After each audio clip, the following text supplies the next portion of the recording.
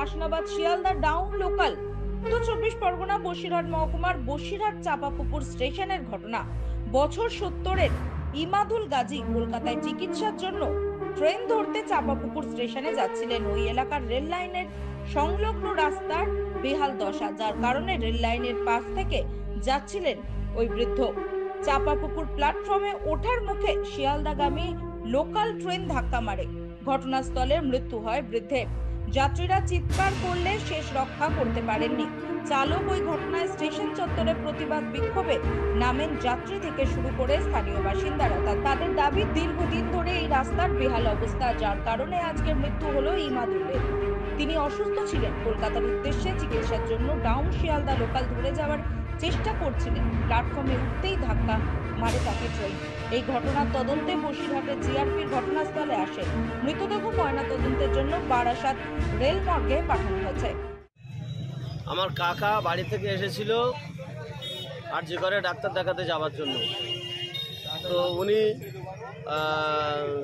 হাসনাবাদ থেকে যে ট্রেনটা 7:12 চাপাপুকুর আসে, ওই ট্রেনটা 1 নম্বরে একটা ট্রেন থাকায় বা আপ ট্রেন থাকায় উনি 2 নম্বর দিয়ে হেঁটে যাচ্ছিলেন। 3 নম্বরে একটা অচল ট্রেন দীর্ঘদিন ধরে পড়ে আছে, মানুষ কোনো রকমভাবে যেতে পারে না। পাশের যে রাস্তা, রেলের যে রাস্তায় মানুষ যাতায়াত করে গাড়ি ধরে স্টেশনে যাওয়ার জন্য, তাতে হাঁটুর উপরে জল আছে, যার কারণে মানুষ ওই রাস্তা দিয়ে যাতায়াত করতে পারছে না। জীবনের ঝুঁকি নিয়ে সর্বদাই মানুষ কখনো বা 1 নম্বর দিয়ে, কখনো বা 2 নম্বর দিয়ে স্টেশনে পৌঁছায়।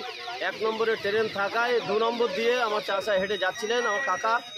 তো যাওয়ার সময় পিছন থেকে গাড়ি যখন এসেছে, উনি যখন লাইন ক্রস করে অন্য লাইনে আসবে বা সাইড দেবার চেষ্টা করছিলেন, 3 নম্বরে আর একটা গাড়ি থাকায় উনি আর কোনো রকম সুযোগ পাননি। আপনারা কি চাইছেন?